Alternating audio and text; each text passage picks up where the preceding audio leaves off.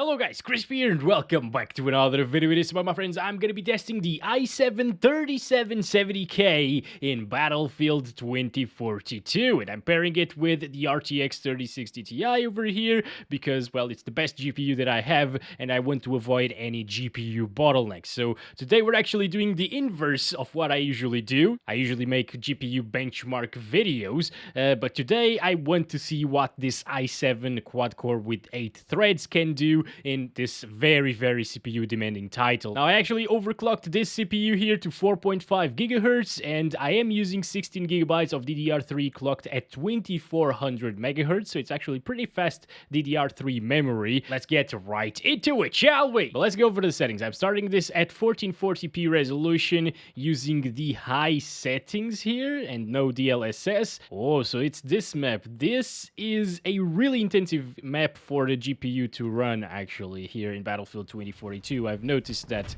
the 3060 Ti at 1440p high settings usually gets like 70, 80 FPS on average, around that at native 1440p in this map right here. But of course now we are CPU bound, that's a friendly. It's actually surprisingly smooth here. I'm not gonna lie, I was expecting tons of stuttering issues.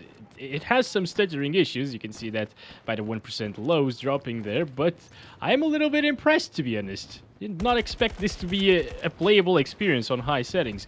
Now, GPU utilization, of course, is at 50%, so there's that. It's not very good. On low settings, this could even be a better experience, you know? Also, I gotta mention that this is a fresh install of Windows 10. I installed it like a couple of days ago. Alright, another one down there. And we're doing... Oh my god, why did I... Okay. Alright, we're fine here. Let's try to do something. Maybe if I forget about the FPS, this will end up being a playable experience and we can actually do something today. Oh, come on! I got him. I will get you, buddy. No, I'm not. There are guys there and there. Oh, I'm in a very bad position right now. I should not shoot the guys, actually. I should just get out of here, maybe. Yeah, it's a little bit harder to control the weapons, recoil and stuff, and there's a massive stuttering there. But I mean... it's still playable. I understand that most of you won't really have an i7-3770K with the 3060 Ti, but... you know, again, we are here testing the CPU only, so I don't want to bottleneck it, or to GPU bottleneck it. Damn, okay. And the 3060 Ti is amazing for that because it's actually running at around 50%.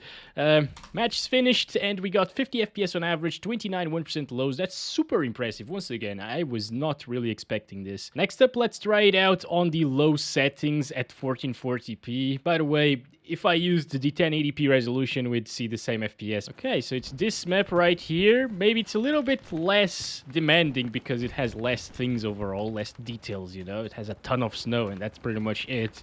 But yeah, right now we're around 60 frames per second. Still 128 players, by the way. Turret there. Oh, what the hell? Okay. Let's keep on moving here.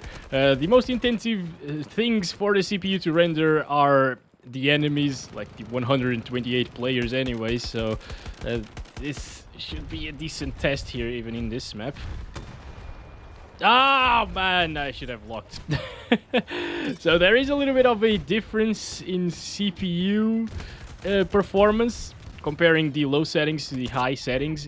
We should definitely try out other maps as well, though. That's for sure. Come on. What the... Oh, they died. All right, we did something here. That was nice. Okay, wait a second. Oh, so many of them. This is not good. Oh boy, it just disappears.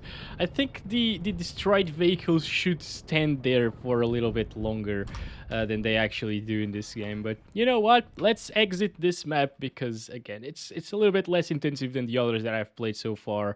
And let's join another one. And also, I'm choosing Breakthrough here to test this CPU because it's 128 players crammed into a few objectives, you know, a couple of objectives. In Conquest, they're actually scattered all around the map, so it's slightly less intensive. All right, let's go. So we're getting around the same FPS as the previous map here, actually. actually. 60s to 70s most of the time. That's very impressive coming from such an old CPU in such a demanding title. Like, this is probably the most CPU intensive game that came out this year, right? Oh god, what am I even doing? Okay, okay, just shoot him there. Okay, it's working, kind of. I'm not sure if I'm hitting the guy even. All right, let's move away from here. What the hell, so many? All right, got another one there. Good. And are they still inside? Probably. Not sure. Oh, another one. Nice. You know what? That little grenade launcher, I thought it was completely useless, but no. Seems like it is actually decent. God damn it. Now it's dropping into the 50s again because a lot of people are in this little area. And 40s as well with tons of frame time spikes.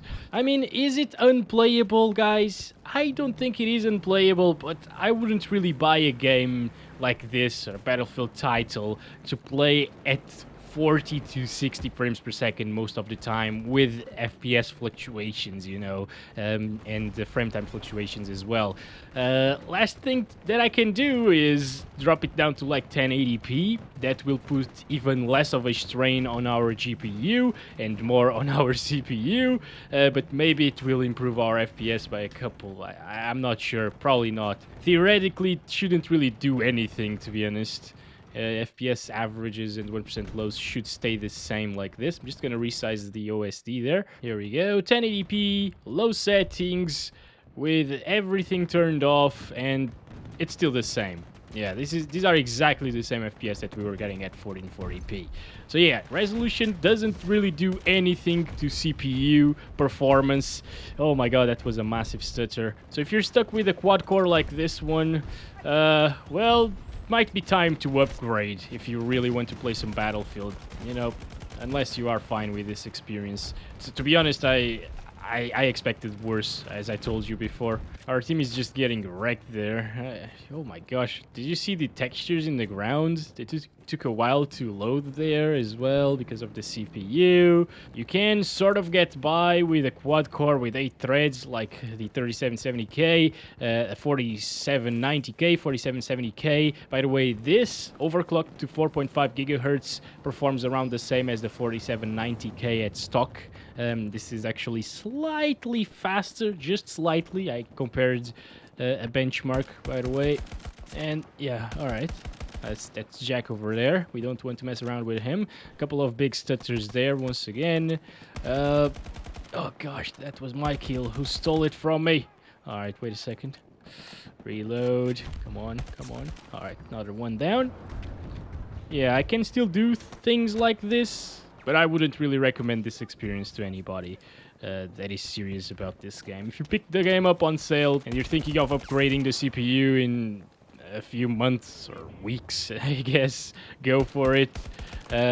Oh my god, but yeah, those things will happen fairly often and they will ruin the experience for you, so I don't recommend you to buy the game like this. Maybe wait for a patch or something that could improve CPU performance in the future, for sure. Honestly, it feels like the game is still in beta after all, so yeah, they can definitely work on a lot of things.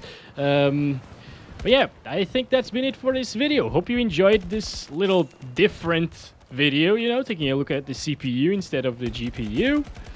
Let me know if you want to see more games tested here on the i7 3770K and the 3060 Ti. And for now, avoid this game with any quad-core CPU. Even like an i3 10100F, which should be faster than this. Yeah, it's best if you just stay away from it for now. Thank you very much for watching. Don't forget to like and subscribe if you haven't already. I'll catch you in the next one. Love you all. Bye-bye.